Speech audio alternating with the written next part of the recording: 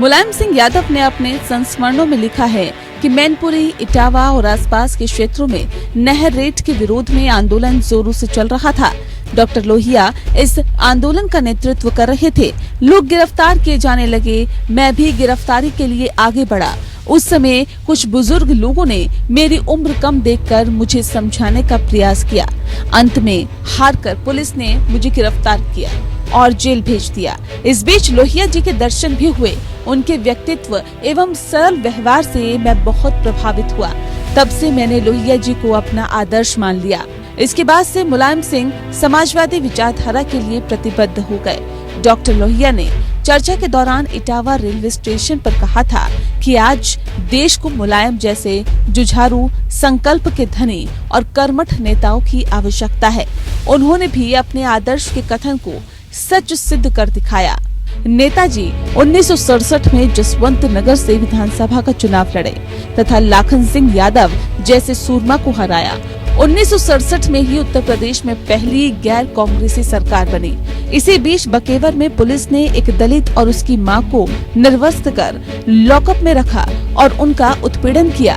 नेताजी ने घोषणा कर दी कि कमजोरों को सताने की इजाजत किसी को नहीं, न गैरों को न अपनों को, और उन्होंने थाने का घेराव किया। गोलियां चली, कुछ लोग जख्मी भी हुए। सितंबर 1968 में उन्हें 3 महीने का कारावास हुआ।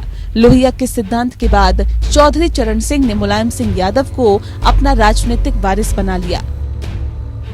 मुलायम सिंह चरण सिंह की पार्टी बीकेडी यानी भारतीय क्रांति दल से जुड़ गए। नेताजी की बढ़ती शोहरत देखकर 1969 में उन्हें चुनाव हरवा दिया।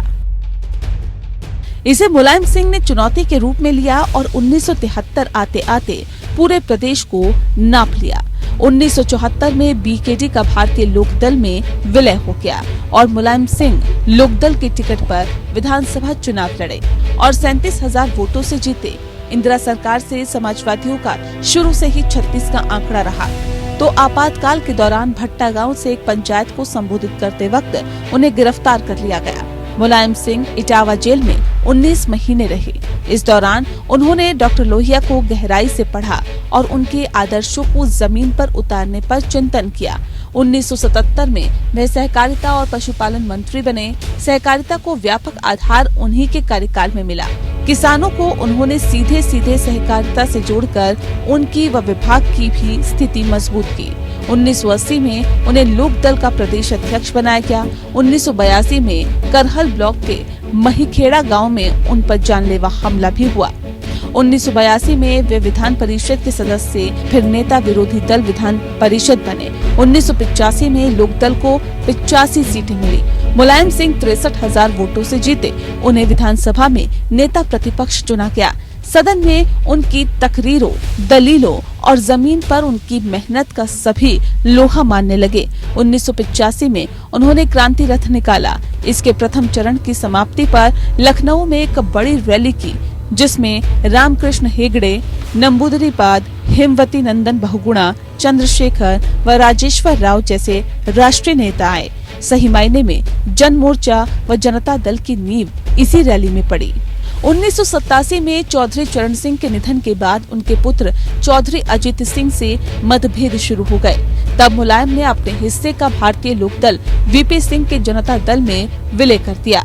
केंद्र में विश्वनाथ प्रताप सिंह की सरकार बनी तो इसी साल दिसंबर में यूपी में चुनाव हुए। मुलायम सिंह यादव पहली बार मुख्यमंत्री बने।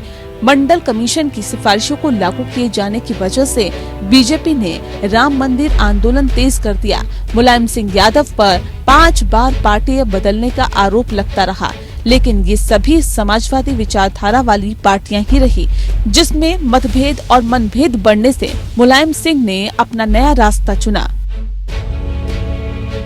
Bureau report APN।